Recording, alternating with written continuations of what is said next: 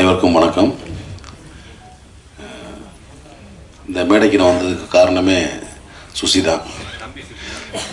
தப்பி சுசி தான். இல்லை தப்பின்னு நிறைய பேர் சொல்லி எல்லாத்தையும் தம்பின்னு கூப்பிட்றாங்க. இப்போ அப்புறம் வர அப்புறம் ஏன்னா நான் வந்து உங்களுக்கு தெரியும், நடிகரானதே நான் மகாநாளில் தான் ஃபஸ்ட்டு. ஸோ என் வாழ்க்கை, என்னுடைய வாழ்க்கை தரம் ஒரு நடிகனா, ஒரு புகழ்பெற்ற ஒரு நடிகனாக வர்றதுக்கும் அதன் மூலமாக பொருளாதாரம் உயர்ந்து என்னுடைய கஷ்டங்கள் அனைத்தையும் தீர்த்தது வந்து என்னுடைய அன்பு தம்பி சுசி தான். ஏன்னா அதுக்கு முன்னாடி தெரியும், சுசிக்கு தெரியும் நான் எவ்வளோ கஷ்டப்படுறேன் அப்படின்னு தெரியும். பொருளாதார ரீதியாகவும் சரி, அதே மாதிரி ஒர்க் விஷயமாக ரொம்ப ஸ்ட்ரகிளில் இருந்த காலகட்டம். டக்குன்னு ஒரே படத்தில் மாற்றி விட்டாங்க லைஃப்பை. நான் மகனில் தொடர்ந்து வாய்ப்பு கொடுத்து, அதாவது நான் மகனோட கைவிட்டுறாமல் அழகசாமி குதிரை, ராஜபாட்டை தொடர்ந்து அண்ணனுக்கு அடுத்தடுத்து வாய்ப்பு கொடுக்கணும். ஏன்னா ஒரு நடிகனை வந்து ஒரு படத்தை அறிமுகப்படுத்திட்டு அப்படி கைவிட்டுட்டா அடுத்தடுத்து மற்றவங்க கூப்பிட்ற கஷ்டமாயிடும். ஸோ ஏன்னா அது வந்து நீங்கள் பாலச்சந்திரன் சார்ட்ட பார்க்கலாம். ஒரு நடிகை அறிமுகப்படுத்தா தொடர்ந்து வாய்ப்பு கொடுத்து மக்கள்கிட்ட வந்து அந்த ஃபேஸை அட்ஜஸ்ட் பண்ணிட்டே இருப்பார். ஸோ அந்த மாதிரி வந்து என்னையை வந்து தொடர்ந்து வாய்ப்புகள் கொடுத்து என்னை அட்ஜஸ்ட் பண்ணி என்னையை வந்து ஒரு நடிகனா இன்றைக்கி நான் நல்லா இருக்கேன்னா அதுக்கு வந்து எனக்கு மனசார சொல்லுவேன். நானும் என் குடும்பமும் எப்பயுமே வந்து சுசிக்கு நன்றி கடனாக இருக்கும். எப்போ கூப்பிட்டாலும் நான் வந்து சுசி அப்படின்னு ஏதாவது ஒரு ஃபோன் பண்ணி ஏதாவது ஒரு சின்ன கேரக்டர் ஒரு சும்மா வந்துட்டு போனா கூட நான் போயிடுவேன். நான் அதுதான் முதல்ல எனக்கு ஃபஸ்ட் ப்ரிஃபரன்ஸ். ஏன்னா சுசியை வந்து நான் வந்து முதல் நாள் ஒரு அசிஸ்டன்டாக வந்து ஜாயின் பண்ணதுலேருந்து நான் பார்த்துட்ருக்கேன். பேரன்பு மிக்க ஒரு அன்பு தம்பி, மிக திறமையான ஒரு இயக்குனர். அது சொல்லுவாங்கள்ல, சுத்தமாக தொழில் தெரியும்னு, அந்த மாதிரி சுத்தமாக தொழில் தெரியும். ஒரு டைரக்ஷன்னா நச்சுன்னு அப்படியே, அதாவது கன்ஃபியூஸ் இல்லாமல் இருப்பாப்ல ஸ்பாட்டில். நீங்கள் பதறவே வேண்டாம். அதனால தான் இந்த படம் அவ்வளோ ஃபாஸ்ட்டாக முடிச்சிருக்க காரணமே அதுதான். அமுதேஷ் சொன்ன மாதிரி போனாங்க டக்கு முடிச்சு வந்துட்டாங்கன்றாங்களா, அது காரணம் வந்து தொழில் சுத்தமாக தெரியும். யாருக்கும் பயப்பட தேவையில்லை. நம்மளுக்கு தொழில் சுத்தமாக தெரிஞ்சு யாருக்கும் பயப்பட தேவையில்லை. கேமரா மாட்டிங்க வைப்பா தம்பி ஷாட்டு லென்ஸ் அதை பிடிச்சோம். அந்தளவுக்கு எதாவது சொல்ல வரல, அந்தளவுக்கு க்ளீனாக இருக்கலாம். அதே மாதிரி என்ன வேணும், ஆர்டிஸ்ட் என்ன வேணும், காஸ்டியூம் என்ன வேணும், காஸ்டியூம் டிசைன் என்ன கலர் வேணும், ஸோ எல்லாமே சுத்தமான ஒரு தொழில் தெரிஞ்ச வேலைக்காரன் தான் சுசீந்திரன். ஏன்னா இவ்வளோ நாட்கள் தொடர்ந்து வெள்ளை கபடிக்குள்ளேருந்து இவ்வளோ நாட்கள் பயணப்பட்டு வரதே ஒரு பெரிய விஷயம். மீண்டும் வந்து அதே மாதிரி இப்போ வந்து 2K கிட்ஸ் வச்சு எடுத்த மாதிரி இன்னும் வந்து பெரிய பெரிய கதாநாயகர்கள் வச்சு அது திரும்பவும் ஒரு பெரிய கம்பேக்காக வந்துடுவாப்புல. அதுக்கான அத்தனை தகுதியும் திறமையும் வாய்ந்தவன் தான் என்னோடய அன்பு தம்பி சுசி. அதே மாதிரி இந்த படத்தில் எனக்கு தெரிஞ்சவங்க நிறைய பேர் நடிச்சிருக்காங்க. தம்பி பாலசரவணன், இயக்குனர் முருகானந்தம், குணோதரி மேடம், அதே மாதிரி இசையமைப்பாளர் ஐயா இமானவர்கள், தஞ்சயன் சார், இவங்களாம் எனக்கு தெரிஞ்சவங்க. எனக்கு தெரியாதவங்க, பழக்கமுள்ளவங்க நிறைய பேர் அறிமுகமாயிருக்காங்க. ஹீரோ உட்பட மீனாட்சி தெரியும் எனக்கு இவங்க. ஸோ எல்லாருக்குமே ஒரு பெரிய ஒரு வாழ்த்துக்கள். இந்த படம் வந்து அவங்களுக்கு வந்து ஒரு பெரிய ஒரு ஓப்பனிங் கொடுத்து தமிழ் சினிமாவில் மட்டும் இல்லை, தென்னிந்திய சினிமாவில் வந்து நிறைய படங்களில் நடிக்கணும், வேலை பார்க்கணும். அதுக்கு என்னுடைய வாழ்த்துக்கள். இந்த மேடை பார்த்திங்கன்னா ரொம்ப ஒரு அமைதியாக, ஒரு ப்ளசண்ட்டாக, எல்லாருமே ஒரு பாசிட்டிவாக, ஒரு அன்பாக பேசுகிறாங்கல்ல. சமீபத்தில் ஒரு மேடையில் பாட்டில் ராதா படத்தில் ரொம்ப அநியாயமாக அக்கிரமாக இருந்தது. மேடையில் மிஸ்கின் பேசினாலாம் அவ்வளோ வளர்க்குறா பேசணும் அவசியமே கிடையாது. இயக்குனராக என்ன வேணால் பேச முடியாதுல்ல. அந்த மாதிரி ரொம்ப வீடியோ பார்த்தேன். ரொம்ப நம்மளுக்கு தலைக்குனிவாக இருந்துச்சு. தமிழ் சினிமா வந்து இந்திய சினிமாவில் வந்து ஒரு பெரிய மதிக்கக்கூடிய ஒரு இடத்துல இருக்குது தமிழ் சினிமா. தமிழ் சினிமா இயக்குநர்கள் மட்டும் இல்லை, தொழில்நுட்ப கலைஞர் அனைவரையும் வந்து இந்திய சினிமா லெவலில் ஒரு பெரிய மதிக்கக்கூடிய இடத்துல இருக்காங்க. அதே மாதிரி இந்த மேடை இருக்குல்ல, ஒரு பிரசாத் தேட்டர் மேடை, பல ஜாம்பவான்களை பார்த்த மேடை. தென்னிந்தியாவில் இருந்து மட்டும் இல்லை, இந்தியா முழுக்குவதும் வந்து இந்த மேடையில் அமர்ந்து பேசிட்டு போயிருக்காங்க. எவ்வளோ functions, audio launch, trailer release, success meet, இந்த மாதிரி.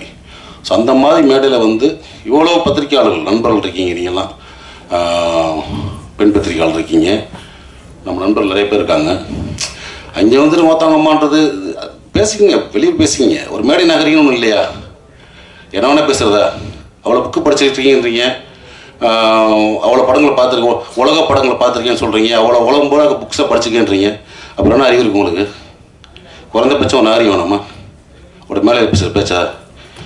உங்களுக்கு பெண் குழந்தை இருக்குது, எல்லாத்துக்கும் எனக்கு பெண் குழந்தை இருக்குது, ஸோ எல்லாத்துக்கும் இருக்காங்க. ஸோ மேடை நாகரிகம்ன்றது ரொம்ப முக்கியம். இந்த மேடை எவ்வளோ நாகரிகமாச்சு பார்த்தீங்களா?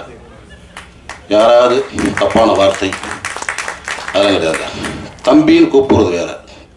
தம்பி நம்ம எல்லாத்தையும் கூப்பிடலாம். வாடா தம்பி, உட்கார தம்பி, எந்த தம்பின்னு அவன் நம்ம அண்ணன் நினைக்கணும். அது முக்கியம் ரொம்ப. அப்படி உங்களை யார் அண்ணன் நினச்சான்னு தெரில. எல்லாத்தையும் சகட்டு மடி வாடான்றாரு, போடான்றாரு, உட்காருன்றாரு. இதை நான் இன்னைக்கு பேச நினைக்கல.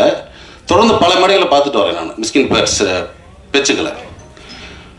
சமீபத்தில் அண்ணன் பாலனுக்கு வந்து 25th இது இயர் கொண்டாட்டம்.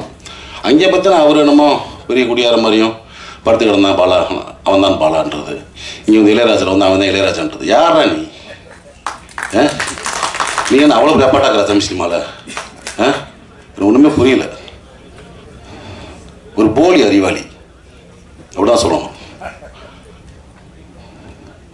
அதாவது அன்னைக்கு மேடையில் உட்காந்தாலும் மிக திறமையான அற்புதமான நம்ம மண் சார்ந்த கதைகளை மட்டும் எடுத்து படம் பண்ணுற இயக்குநர்கள், அமீரன் ஆகட்டும், வெற்றிமன் சார் ஆகட்டும், ரஞ்சித் சார் ஆகட்டும், படங்களுக்கு வியாபாரிகிட்ட வந்து பர்கர் வியாபாரியை குறைச்ச மாதிரி உலக சினிமாவிலேருந்து காப்பி அடித்து படம் பண்ணி ஜெயிச்ச ஒரு போலி அறிவாளி மிஸ்கின். எதுக்கு இந்த மாதிரி ரொம்ப அநாகரிகமாக ஒரு மேடையில் வந்து ஒரு ஆணுறுப்பெல்லாம் சொல்லி பேசி ரொம்ப மனசு கஷ்டமாக இருந்துச்சு. ஏன்னா தமிழ் சினிமா இயக்குநர்களை நான் வந்து பெரிதும் மதிக்கக்கூடிய ஒரு கலைஞர். நான் எப்பயுமே ஒரு ஷூட்டிங் ஸ்பாட்டுக்கு போனாலும் சரி, இயக்குனர் என்ன சொல்கிறோம் அதை நான் வந்து அப்படியே கேட்டு அடிப்பேன். ஒரு பிளாங்க் பேப்பர் மாதிரி போவேன், ஒரு களிமண் மாதிரி போவேன். என்னை எப்படி வேணால் வடிக்கலாம், எப்படி வேணால் எழுதலாம். எதையுமே நான் பண்ண மாட்டேன். எங்களோட ஒர்க் பண்ண உங்களுக்கு தெரியும். அதே மாதிரி பொட்டேஷன் சைடு மற்ற விஷயம் நம்ம அந்த டார்ச்சர்லாம் பண்ணக்கூடிய ஆர்ட்ஸ் கிடையாது. ஏன்னா நம்ம கீழேருந்து வந்திருக்கோம், ரொம்ப கஷ்டப்பட்டு ஒரு இடத்துக்கு வந்திருக்கோம். தமிழ் சினிமாவையும் தமிழ் சினிமா இயக்குநர்களையும் பெரிதும் மதிக்கக்கூடிய ஒருத்தன் தான். ஆனால் அந்த மேடை எனக்கு வந்து ரொம்ப அருவருப்பாக இருந்துச்சு. ஸோ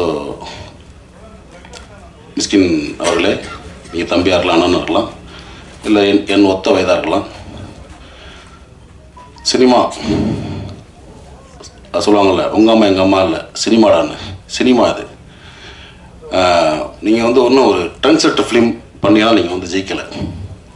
குத்தாட்ட பாடல்கள், ரொம்ப சாதாரண கதைகள் எடுத்தாலும் ஜெயிச்சிருக்கீங்க. நீங்கள் சுசீந்திரன் மாதிரி ஒரு மண் சார்ந்த வெண்ணிலா கபடிகள் எடுத்தோம், அமீரண்ண மாதிரி ஒரு பருத்திவரன் எடுத்தோம், ரஞ்சித் சார் மாதிரி ஒரு மெட்ராஸ் படம் எடுத்தோம், பாலான மாதிரி சேது படம் எடுத்தோம், பாலாசித்தல் மாதிரி ஒரு காதல் படம் எடுத்தோம்.